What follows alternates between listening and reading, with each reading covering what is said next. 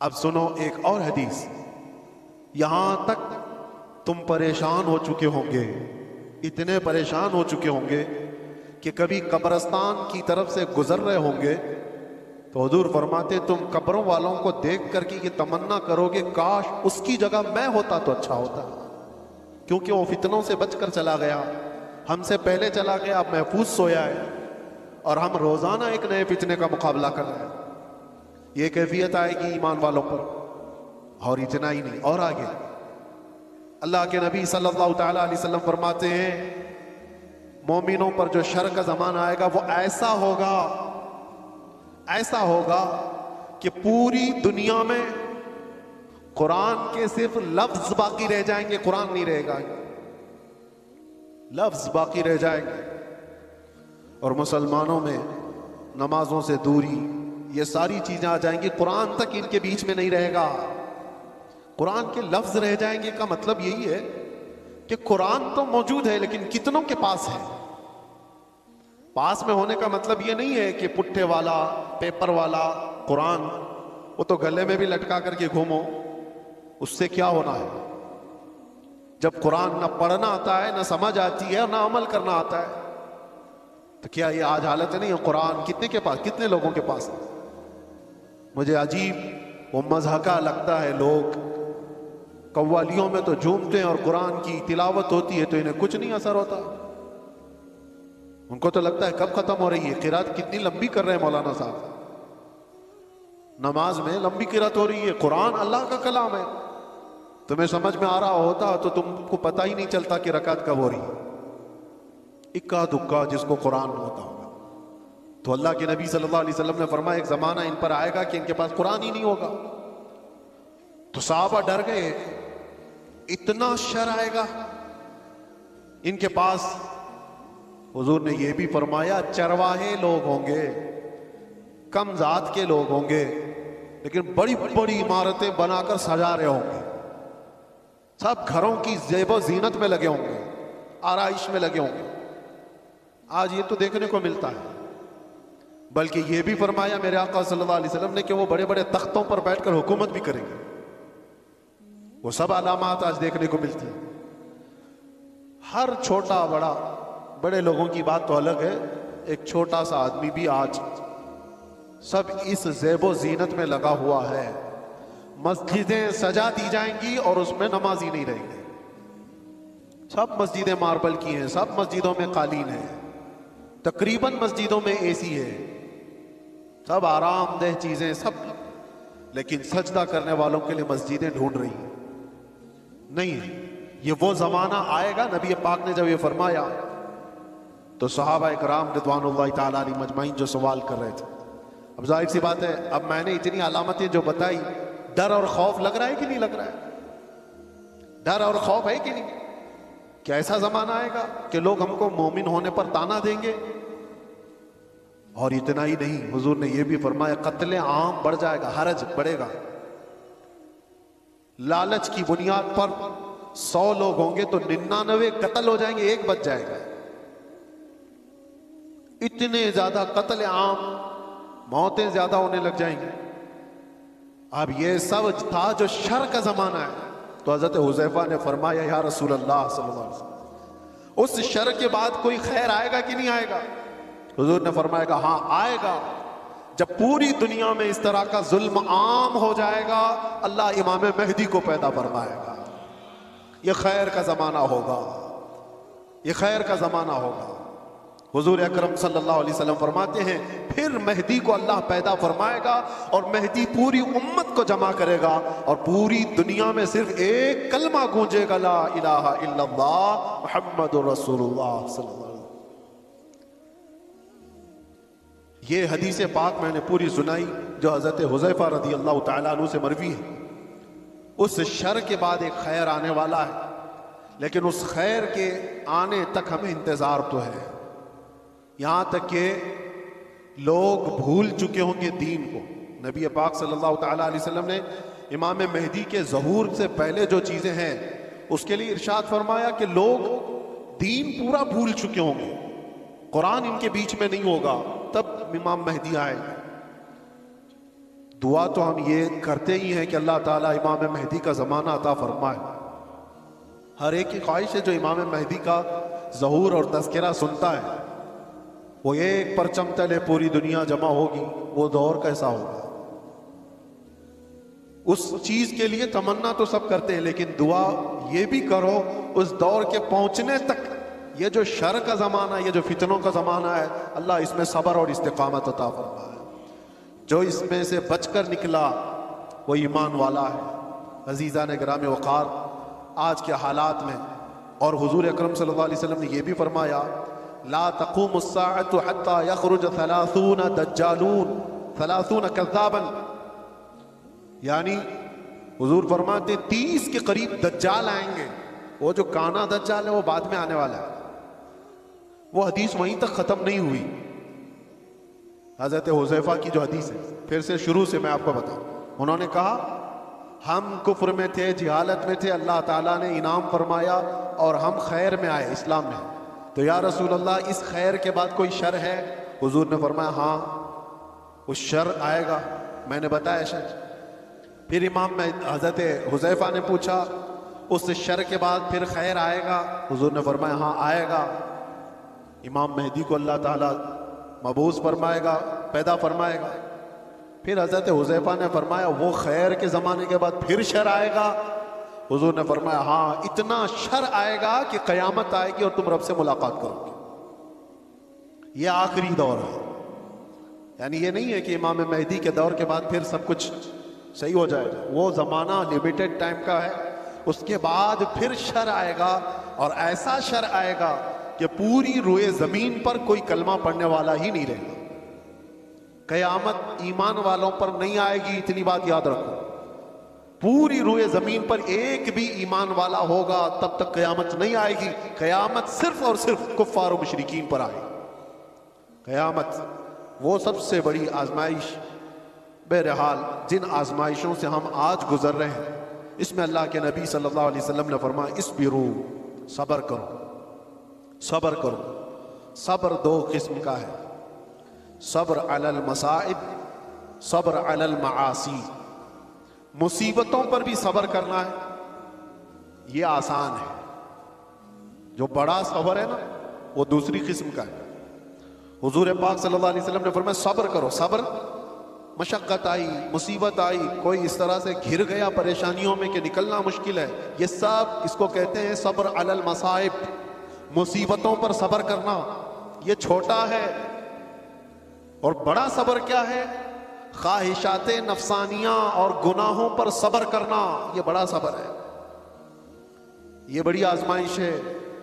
دنیا تمہارے سامنے سب اوپن کر کے لائے گی، ہر چیز کھول کر لائے گی.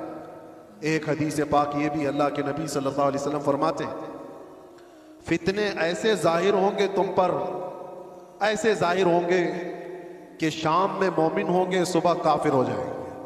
صبح مومن ہوں گے، شام میں کافر ہو جائیں گے. یصبح مؤمنا ویمسی کافرا، اللہ کے رسول صلی اللہ علیہ وسلم فرماتے ہیں. اور فتنوں کا ظہور ایسا ہوگا، اتنی آزمائش ہے کہ حضور پاک صلی اللہ علیہ وسلم یہ فرماتے ہیں ایک فتنہ دوسرے فتنے کو اچھا کر کے دکھائے گا.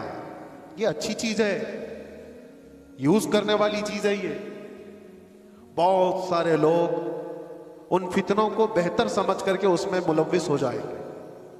یہ سب قیامت کی نشانیوں میں. اب ان تمام باتوں کے بعد حضرت حذیفہ رضی اللہ تعالیٰ عنہ نے یہ سوال پوچھا یا رسول اللہ صلی اللہ علیہ وسلم شر کے بعد خیر آیا، خیر کے بعد شر، شر کے بعد خیر، پھر خیر کے بعد شر. لیکن جب جب شر کا زمانہ آئے آپ ہمیں کیا وصیت فرماتے ہیں؟ جب جب شر کا زمانہ آئے آپ ہمیں کیا وصیت فرماتے ہیں؟ حضور پاک صلی اللہ تعالیٰ علیہ وسلم ارشاد فرماتے ہیں جو بندہ یہ کہا جو قرآن کی آیت میں ان الذین قالوا ربنا اللہ، جنہوں نے یہ کہا ہمارا رب، کہتے ہو کہ نہیں کہتے ہمارا رب؟ حضور فرماتے ہیں پھر اس پر جم گیا، پھر اس پر جم گیا. اس کے بہت لوازمات ہیں، یہ بولنا آسان ہے. ہم نے یہ کہا ہمارا رب اللہ ہے، اللہ سب سے بڑا ہے، اللہ سب سے بڑی طاقت و مالک ہے. یہ کہا اور اس پر جم گیا، اس کا مطلب ہے اپنے ہر شے میں یہ مانتا ہے کہ جو کچھ بھی ہوگا وہ اللہ کی مرضی سے ہوگا، اس پر جمع رہ گیا۔ پھر دوسری چیز حضور پاک صلی اللہ علیہ وسلم فرماتے ہیں وہ آخرت پر، آخری دن پر اللہ سے ملاقات کرنے کو سب سے زیادہ یقین رکھتا ہو، ان شر کے زمانے میں وہ محفوظ رہ جائے۔ دو ہی باتیں فرمائی حضور نے، ایک اللہ پر یقین رکھا ہو کہ جو کچھ بھی ہوگا میرے رب کی مرضی سے، اور دوسرے آخرت کے دن پر۔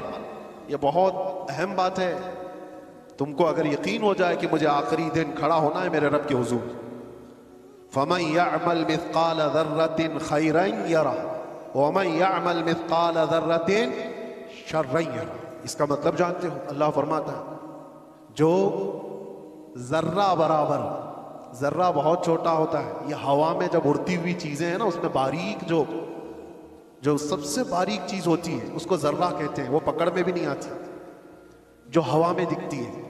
کبھی دھوپ میں آپ دیکھنا دھول کے جو ذرے ہوتے ہیں اس کو ذرہ کہتے ہیں۔ اللہ فرماتا ہے تم اگر اس ذرے کے برابر بھلائی کیے ہوں گے، قیامت کے دن اللہ وہ بھی سامنے لائے گا، دیکھو گے تم اس کو، اور اتنی برابر برائی کرے ہوگے وہ بھی اللہ تمہارے سامنے لائے گا۔ اس آخرت کے دن پر اگر تمہارا یقین ہو تو فتنوں کے زمانے میں بندہ بچ جائے گا، بچ جائے گا۔ اللہ کی ذات پر یقین ہو، آخرت پر یقین ہو۔ میں ایک بات کہتا ہوں، حضرت محبوب الہی کے پاس ایک بندہ آیا تھا، ان کا مرید تھا، اس نے کہا کہ حضور انسان ہیں، خواہشات ہیں، تمنائیں ہوتی ہیں، کبھی کبھار تو گناہ کرنے کی خواہش آتی ہے، بہت زیادہ آتی ہے، تو اتنی پرمیشن تو ہونا چاہیے، تھوڑا بہت گناہ کر لے آدمی، اجازت کے ساتھ کر لے۔ کرتا تو ہے لیکن پکڑ ہو جاتی ہے اس پہ۔ اس نے سوال یہ کیا کبھی کبھار گناہ کرنے کی پرمیشن ہونی چاہیے، اجازت ہونی چاہیے؟ آپ نے فرمایا ہاں ہونا تو چاہیے۔ او مرید تو پھیل گیا، حضرت نے کہہ دیا ہے، لیکن انہوں نے کہا دو شرطیں، دو شرطیں۔ اس نے کہا جلدی بتائیے حضرت کیا شرطیں ہیں وہ؟ انہوں نے کہا گناہ کرنا ہے، اگر برائی کرنا ہے تو پہلی شرط یہ ہے کہ اللہ کی سلطنت سے باہر جا کے کرے۔ پوری کائنات اس کی سلطنت میں ہے یا نہیں؟ وَلِلَّهِ مُلْكُ السَّمَاوَاتِ وَالْأَرْضِ، قرآن میں بے شمار کئی جگہ پر اللہ نے فرمایا سارے آسمانوں اور زمینوں کی بادشاہت اللہ کی۔ لیکن سلطان الاولیاء محبوب الہی کہتے ہیں کرنا ہے تو ٹھیک ہے، ایک شرط تو یہ ہے اس کی سلطنت سے باہر نکل کر کے کر۔ کہا یہ تو نہیں ہو سکتا، یہ تو نہیں ہو سکتا، کہاں جاؤں گا؟ جہاں بھی جائے وہ اس کی بادشاہت ہے۔ لیکن دوسری کیا ہے؟ آپ نے فرمایا دوسری یہ ہے کرنا ہو گناہ تو اس وقت کرے جب تیرا رب سو رہا ہو۔ اس نے کہا یہ کیسی بات ہے؟ لا تأخذہ سنۃ ولا، اس کو نہ اونگ آتی ہے نہ نیند آتی ہے۔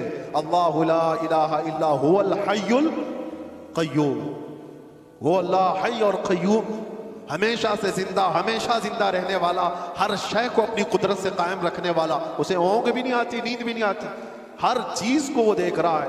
قرآن میں اللہ فرماتا ہے واللہ خبیر بما تعملون، تمہارے سارے کاموں سے وہ باخبر ہے۔ یعلم خائنۃ الاعین وما تخفی الصدور، تمہاری آنکھیں جو خیانت کرتی ہیں اللہ وہ بھی دیکھ رہا ہے، تمہارے دل میں جو وسوسے گزر رہے ہیں اللہ اس سے بھی باخبر ہے، کوئی چیز نہیں بچی۔ وہ کب سوئے گا؟ نہیں، سونے والے خدا پر تو ہم ایمان ہی نہیں رکھتے، سونے والے خدا پر ہم ایمان نہیں رکھتے۔ وہ کوئی اور ہوگا، 6 مہینے سوتا ہوگا، 6 مہینے جاگتا ہوگا۔ میرا رب لا تأخذہ سنۃ ولا نوم، نیند اور اونگ کا تو ادھر گزر ہی نہیں ہے۔ جس کائنات کو پورا وہ اپنے کن سے چلاتا ہو اس کے بارے میں نیند کا شائبہ بھی نہیں۔ تو دو باتیں جو محبوب الہی نے فرمائی، مرید دنگ رہ گیا، کہا کہ حضور ناممکن بات ہے، نہ میں اس کی سلطنت سے باہر جا سکتا ہوں، نہ کوئی ایسا وقت آنے والا ہے جب اس کو اونگ آئے یا نیند آئے۔ تو آپ نے فرمایا تو پھر شرم کر، اس کی سلطنت میں اس کے دیکھنے کے وقت تو کیسے کر سکتا ہے؟ بچ جا،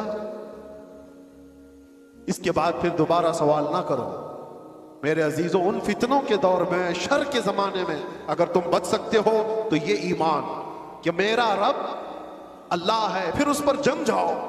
اور دوسری بات حضور نے فرمایا یؤمن بالآخرہ، آخرت کے دن پر وہ ایسا یقین کامل رکھتا ہو کہ مجھے وہاں تو اٹھایا جائے گا، پوچھا جائے گا۔ بہرحال آج مجھے پھر صرف یہ حدیث پوری بیان کرنی تھی۔ جو حالات آج پیش ہیں، لوگ اس سے گھبرائے ہوئے ہیں، نروس کہ کیسا کیسا دور آ رہا ہے، اتنے مارے جا رہے ہیں، اتنے کاٹے جا رہے ہیں، ہر جگہ ایک ایک چیز پر۔ میاں ابھی تو تم مسجدوں، خانقاہوں اور نبی پاک صلی اللہ علیہ وسلم کی ذات، اللہ کی ذات پر تنازعات قائم کرنے والے لوگوں کو دیکھا ہے۔ وہ دور بھی آئے گا تمہارے کلمہ طیبہ پر، تمہاری زبان پر لوگوں کو اعتراض ہوگا، سوال ہوگا۔ آ بھی گیا تمہاری اذانوں پر سوال، تمہاری نمازوں پر۔ آج یہ ساری چیزیں جو ہے آزمائش سے تم گزر رہے ہو، یہ وہ شر کا زمانہ ہے جس میں تمہیں صبر رکھنا ہے۔ اور صبر دونوں قسم کا، مصیبتوں پر بھی صبر کرو اور معاصی پر، گناہوں پر بھی صبر کرو، دونوں چیزیں۔ نوجوان طبقے کی ذمہ داری بڑھ جاتی ہے۔ میرے عزیز بچوں، میں آپ سے کہنا چاہتا ہوں، یہ رمضان کا آخری عشر ہے، آپ اللہ کی ذکر کی مجلس میں آئیں۔ خدا رہا، رسول پاک کا واسطہ دیتا ہوں، تمہارے دو چھوٹے کندھوں پر بہت بڑی ذمہ داری آئی، جو اگلوں پہ نہیں تھی آج تم پر ہے۔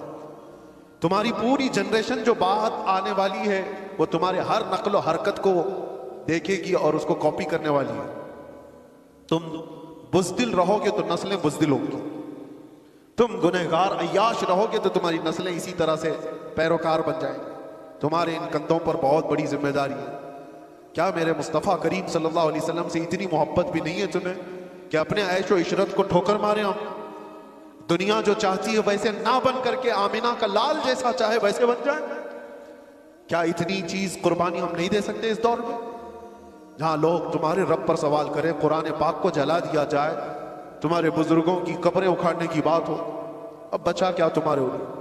کیا یہ دور تمہارے تاش کے پتوں پر بیٹھنے کا دور ہے؟ کیا یہ دور تمہارے شراب پینے کا اور جوا کھیلنے کا دور ہے؟ کیا یہ دور تمہارا پورا 24 گھنٹے انٹرنیٹ پر گیم کھیلنے کا وقت ہے؟ تم سے سوال ہوگا ہر گھڑی کے بارے میں، ہر لمحے کے بارے میں سوال ہوگا۔ اور ایک بات یہ بھی یاد رکھو، اللہ کے نبی صلی اللہ علیہ وسلم فرماتے ہیں کلکم راع وکلکم مسئول عن رعیتہ، تم میں سے ہر آدمی نگہبان ہے، جیسے چرواہا اپنی بکریوں کا نگہبان ہوتا ہے، تم میں سے ہر آدمی نگہبان ہے، اور ہر آدمی سے اس کے نیچے رہنے والوں کے بارے میں پوچھا جائے گا قیامت کے دن۔ تیری اولاد کیوں بگڑی؟ تیری اولاد غلط راستہ کیوں اختیار کی تیرے انڈر میں تھی؟ تمہاری بہنیں، تمہاری بیویاں، تمہاری بچیاں، یہ تمہارے ماتحت ہیں، تم ان کے مسئول ہو، ان کے ذمہ دار ہو، ان کے غلط قدم کا بھی تمہیں جواب دینا پڑے گا۔ ماحول کو بنانے کے لیے تمہارے پاس بہت ساری چیزیں ہیں، اٹھو وہ گر نہ حشر نہ ہوگا پھر کبھی، دوڑو کہ زمانہ چال اپنی چل گیا۔ اسی لیے ان فتنوں کے دور میں ایک ہی جگہ سے روشنی ملتی ہے، وہ گنبد خضرا سے۔ ایک بات یاد رکھنا میرے عزیزو، دنیا جس کو دکھانے کے لیے کر رہی ہوتی ہے نا، وہ دنیا ان کو دیکھتی بھی نہیں۔ جس کو دکھانے کے لیے لوگ کچھ چیزیں کر رہے ہوتے ہیں، بہت سارے لوگ ہیں، پوچھا کہ یہ اتنے ناک نقشے، یہ ساری چیزیں تیرے چینج ہو گیا، حلیہ بدل گیا؟ کہا میں فلاں کا فین ہوں، ایکٹر کا، ایکٹریس کا، پتہ نہیں کس کا فین ہے، اسی کی طرح سب کچھ بنانا۔ لیکن میں ان سے پوچھتا ہوں، جس کی تم نقل و حرکت کر رہے ہو، جس کی کاپی کر رہے ہو، کیا وہ تجھے دیکھ رہا ہے؟ کیا وہ تمہیں دیکھ رہا ہے؟ وہ دیکھ کر کے کبھی خوش ہو رہا ہے؟ کبھی تیری خیریت پوچھا؟ لیکن قسم رب ذوالجلال کی، پوری کائنات کے چپے میں کہیں پر بھی رہو، میرے مصطفیٰ کے اخلاق پر جو عمل کر رہا ہے وہ تاجدار مدینہ اسے دیکھ رہے ہیں، وہ اسے دیکھ بھی رہے ہیں اور فخر بھی کر رہے ہیں۔ اور یہ بھی فرمایا بزرگوں نے، حضور کی سنتوں پر چلنے والا، دنیا کے تانے برداشت کرنے والا، لوگوں کی گالیاں سن سن کر کے جینے والا. لوگ اس کو دقیانوسی کہتے ہیں, فنڈامنٹلسٹ کہتے ہیں, پرانے خیالات کا کہتے ہیں, سب طرح کی چیزیں برداشت کرتا رہا, لیکن اپنے حلیوں کو چینج نہیں کیا, اپنی تعلیمات کو نہیں چینج کیا, کچھ نہیں بدلا. تھکا ہارا گالیاں کھا کر جس دن اس کا انتقال ہوتا ہے, بزرگوں نے فرمایا رسول پاک صلی اللہ تعالیٰ علیہ وسلم اس کے قبر میں آنے سے پہلے تشریف لاتے ہیں اور منکر نکیر سے کہتے ہیں ذرا آہستہ سے سوال کرنا, بڑا تھک کر کے میرا غلام آ رہا ہے, میں مروں تو میرے آقا یا ملائکہ سے کہنا کہ کوئی مت جگانا, ابھی آنکھ لگ گئی ہے, زندگی گزارو تو وہ گزارو. دنیا کے تانے ان فتنوں کے دور میں برداشت کرنا سیکھ جاؤ. لوگ تمہارے اخلاق پر انگلیاں اٹھائیں, تمہارے سچ بولنے پر بھی تانا ہوگا, تمہارے ایمان پر قائم رہنے پر بھی تانا دیں گے لوگ, تمہاری اچھی باتوں پر تانا دیں گے کہ اس کی زبان تو دیکھو, ملا بن گیا, مولوی بن گیا, مولانا جیسی باتیں کرنے لگ گیا, یہ تانے دینے لگ جائیں گے لوگ. 2 حدیث کیا نوجوان سنائے گا, اس کو کہتے ہیں علامہ بن گیا, مولوی بن گیا ہے. یہ دور اللہ کے نبی صلی اللہ علیہ وسلم نے حدیث پاک میں فرمایا اتنا ہی نہیں کہ مولوی مولانا کہہ کر کے تانا دیں گے, ایسا دیکھیں گے جیسے ایک زنا کرنے والے کو دیکھا جاتا ہے. یہ حدیث ہے کتاب الملاحق والفتن میں, ابو نعیم نے یہ حدیث نقل فرمائی ہے. اس لیے میرے عزیزو, اس دور کا مقابلہ کرنے کے لیے اس دور کے چیلنجز کو آپ کو بتانا یہ ضروری تھا, میں نے بتایا. اس دور میں اللہ کے نبی نے یہ بھی فرمایا جو محفوظ رہ سکتا ہے وہ کون ہے, وہ بندہ جو یہ کہا میرا رب اللہ ہے اور اس پر جم گیا, چاہے کچھ بھی ہو, اب میرا رب اللہ ہے. تم میرے سینے پر چڑھ کر کے بولو, میری گردن پر تلوار رکھ کر کے بولو, میں نے کہا ہے میرا رب اللہ ہے تو اللہ ہی. یہ اس پر قائم رہنا, اور دوسری چیز آخرت پر قائم رہنا. اللہ تعالیٰ اس شر کے زمانے میں ہماری حفاظت فرمائے. اس شر کے دور میں مولا ہماری جانوں کی, ہمارے مالوں کی اور ہمارے اعمال اور ہمارے ایمان کی حفاظت فرمائے. خصوصیت کے ساتھ پوری دنیا بھر میں کچھ واقعات ایسے ہوں گے جو تمہارا دل دہلا دیں, وہ ہوں گے, وہ بھی آزمائش, وہ بھی آزمائش. مجھے ایک بات یاد آتی ہے, ایک خاتون جو صرف اور صرف مسلمان ہونے کے ناطے امریکہ کی جیل میں قید, اور کتنے سالوں بیت گئے, 25 سال کے قریب. اس خاتون کو دانت تک توڑ دیے گئے, ذہن تک معذور کر دیا گیا, ہر چیز. اس خاتون نے اپنی بہن کو ملاقات میں ایک بات یہ کہی تھی. بہن ملنے کے لیے گئی تو اس خاتون نے کہا کہ جیل کی اذیتیں بہت سخت ہیں. میں جانتا ہوں میرے عزیز, ایک دن 1 سال کے برابر کٹتا ہے. میں جس جیل میں رہ کر کے آیا وہاں پر لوگ 22 سال سے اندر ہیں. کتنوں کے گھر اجڑ گئے, ختم ہو گئے, کتنوں کے گھر والے انتقال کر گئے, وہ آ نہ سکے, کتنوں کی اولاد بکھر گئی. کچھ تو ایسے کمپرومائز کر کے رہ گئے کہ اب ہماری زندگی کا خاتمہ انہی 4 دیواروں کے اندر ہے. کچھ برداشت نہ کرتے ہوئے رسیاں لٹکا کر کے اپنے آپ کو پھانسی پر جھول گئے. حالات بڑے سخت, بہت سخت آزمائش کا دور. ایک خاتون جو ایمان کی بنیاد پر, اسلام کی بنیاد پر قید میں گئی, اذیتوں پر اذیتیں دی گئی, اتنی اذیتیں کہ پیر پھیلانے کی بھی جگہ نہیں تھی, اتنی چھوٹی بیرک دی گئی. اس میں 20 سال کٹ گئے ہوں. بہن نے ایک بار پوچھا کہ یہ اذیتیں جو اتنی سخت گزر رہی ہیں, تو وہ ہنس کر کہنے لگی کوئی بات نہیں, میں خود بھی گھبرائی ہوئی تھی بہت, لیکن اس چھوٹی سی 4 دیواری کے اندر بہت تھک کر کے ایک دن سوئی تو خواب میں رسول پاک تشریف لائے. برداشت سے زیادہ ہو گیا تو میرے مصطفیٰ تشریف لائے. حضور پاک صلی اللہ علیہ وسلم سے میں نے عرض کیا کہ آقا, یہ زمانہ کب ختم ہوگا میری آزمائش کا, یہ میرا امتحان کب ختم ہوگا, اتنی اذیتوں سے گزارا جا رہا ہے, یہ کب ختم ہوگا. اللہ کے نبی صلی اللہ تعالی علیہ وسلم نے کیا فرمایا, کہا خاتون یہ تیری آزمائش تھوڑی نہ, یہ امت کی آزمائش ہے. دیکھا جا رہا ہے کہ امت مزے لے کر سو رہی ہے. تم کیا سمجھتے ہو یہ جو چھوٹے چھوٹے بچے روز ہلاک ہو رہے ہیں بلبلاتے ہوئے, آگ کے گولوں کے نیچے ان کی صبح اور شامیں ہوتی ہیں, ان کی چیخوں کو دنیا یہ سمجھتی ہے کہ ایک علاقے کا جھگڑا ہے. میں کہتا ہوں پوری کائنات کے مسلمانوں کا یہ امتحان ہے، آزمائش ہے۔ تم فزیکلی ان کی مدد نہیں کر سکتے تو کم از کم اپنی زندگی تبدیل کرو تاکہ تمہاری دعائیں بار اجابت سے ٹکرائیں، اللہ کی بارگاہ میں تمہاری دعائیں تو جائیں۔ اس لیے میں یہ کہتا ہوں یہ آخری عشرہ ہے، مظلوم فلسطینیوں کے لیے بھی ہم دعا کرتے ہیں، مولا ان پر آئے ہوئے اس زمانے کو جلد سے جلد ختم فرما دے۔ پوری دنیا رمضان منا رہی ہے، پوری دنیا عید کی تیاریوں میں بازاروں میں دوڑی دوڑی گھوم رہی ہوگی، لیکن وہاں پر جنازے نکل رہے ہیں، صبح ایک جنازہ، شام میں ایک جنازہ، بلکہ ایک ہی راستے پر 80 جنازے جا رہے ہوتے ہیں۔ میں کبھی سوچتا ہوں ان کے گھروں پر عید کیسے آتی ہے، ان کے گھروں پر افطار اور سحری کیسے آتی ہے، رمضان کیسے، لیکن ان سب حالات کے باوجود جو خبریں آتی ہیں کہ نہ وہ اذان میں کم ہوئے ہیں نہ نماز میں، وہ دکھتی ہوئی آواز میں درد کے ساتھ اذانوں کے ساتھ بھی اپنے ایمان کو قائم رکھے ہوئے ہیں۔ ایک بڑی آزمائش ہے۔ میں اس لیے جذبات میں بولتا ہوں کہ درد ہوتا ہے، تکلیف ہوتی ہے۔ میرے آقا صلی اللہ علیہ وسلم نے فرمایا،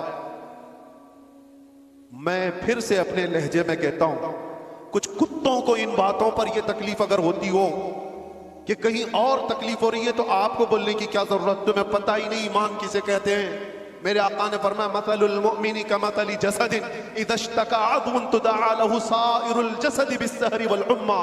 حضور فرماتے پورے مومنوں کی مثال ایک جسم کی طرح ہے، ایک عضو کو تکلیف ہو تو پورے جسم میں بخار آتا ہے، ایک عضو کو تکلیف ہو تو پورے جسم میں بخار آتا ہے۔ اسی کو ایمان